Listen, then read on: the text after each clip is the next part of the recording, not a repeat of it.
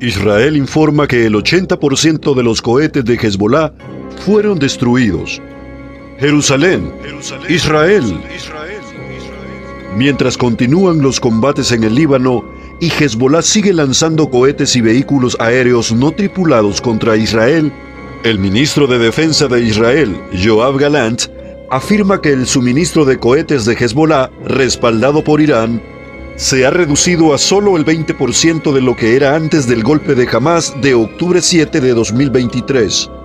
Esa es una cifra especialmente importante porque la principal amenaza de Hezbollah ha sido su capacidad de lanzar decenas de miles de misiles sobre los israelíes. Tras la caída del jeque Hassan Nasrallah y su sucesor, Hezbollah anunció que tiene un nuevo líder, el jeque Naim Qassem, que ha estado con el grupo desde su creación en 1982. Se esconde en Irán con la esperanza de evitar el destino de los dos líderes anteriores en las embestidas aéreas israelíes en Beirut. En cuanto al régimen iraní, que controla las batallas por delegación desde Teherán, está amenazando con responder al golpe de represalia de Israel contra alguno de los sitios militares del país el pasado fin de semana, dejando en claro que el momento lo decidirán los iraníes. El ministro de Asuntos Exteriores, Abbas Araghchi, declaró: el régimen israelí se enfrentará a las consecuencias de su error de cálculo sobre el poder, la capacidad y la voluntad de Irán. Por supuesto, Irán no retrasará ni apresurará nuestra respuesta.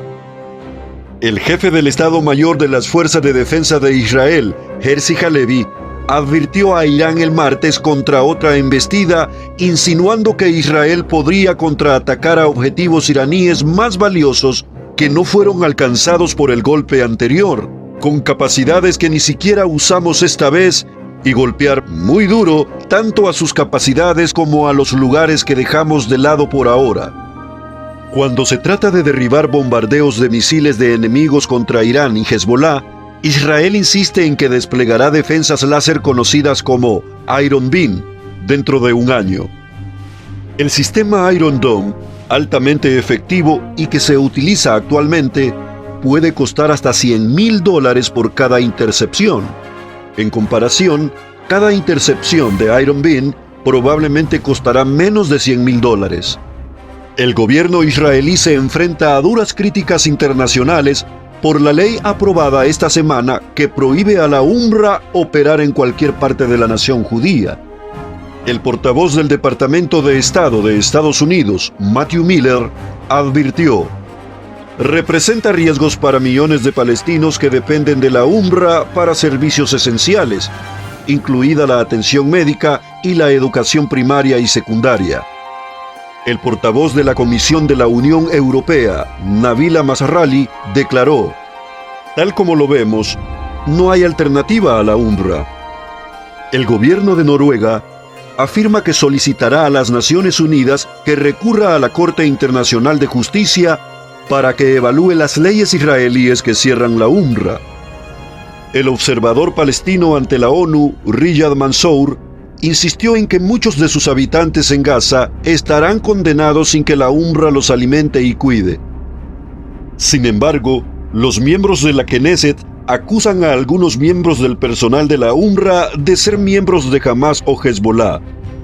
Boaz Misbes, uno de los copatrocinadores de la ley en la Knesset, prometió: una organización o agencia que se autodenomina humanitaria y participa en una ejecución no funcionará en mi país.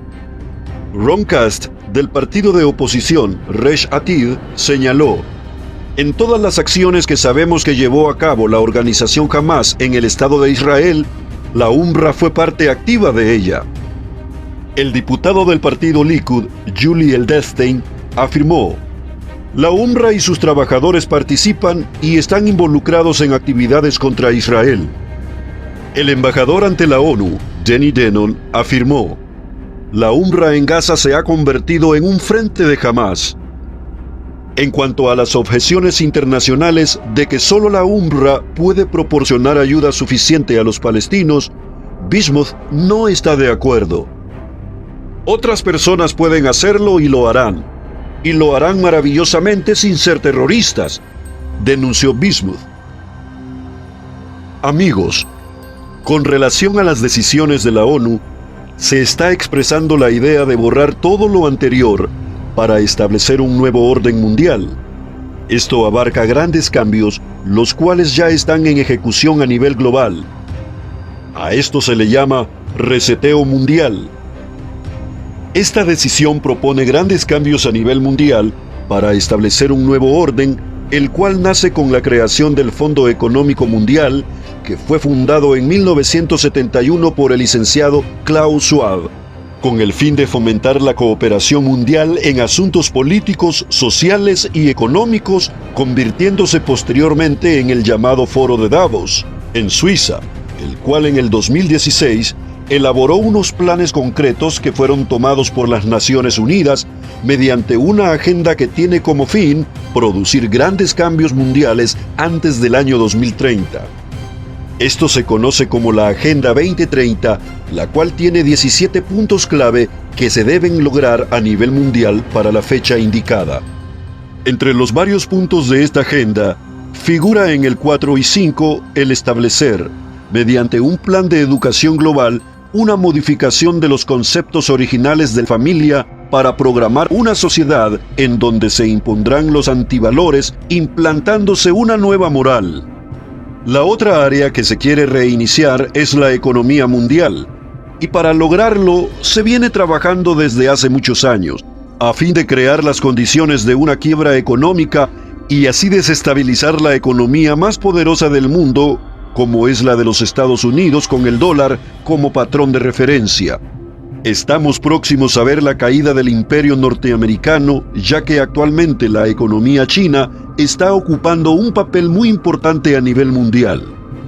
Otro objetivo patente en los proyectos del nuevo orden mundial es reducir la población mundial y controlar las mentes de las personas a nivel mundial, usando para ello todos los medios y mecanismos a fin de controlar al individual y restringir las libertades para programarnos psicológicamente de acuerdo con los esquemas trazados por la élite globalista.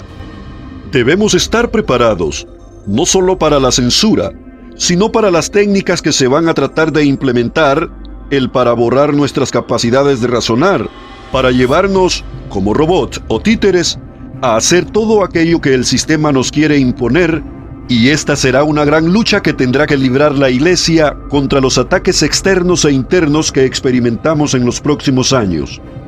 Al estudiar el libro de Apocalipsis 13, encontramos que una de las características del gobierno del Anticristo es el control absoluto de las personas mediante el llamado sello de la bestia, que es un sistema de control absoluto, no solo en la economía, sino en el sostenimiento voluntario de nuestra mente a los dictámenes de esta dictadura global, pero para lograrlo se necesitan cumplir sus objetivos. No es de extrañar que las Naciones Unidas se opongan demasiadas veces en contra de las decisiones de Israel como nación soberana. Estos acontecimientos nos llevarán a una persecución extremadamente abrumadora. Amigos, hasta aquí con estas noticias. Nos vemos en un instante.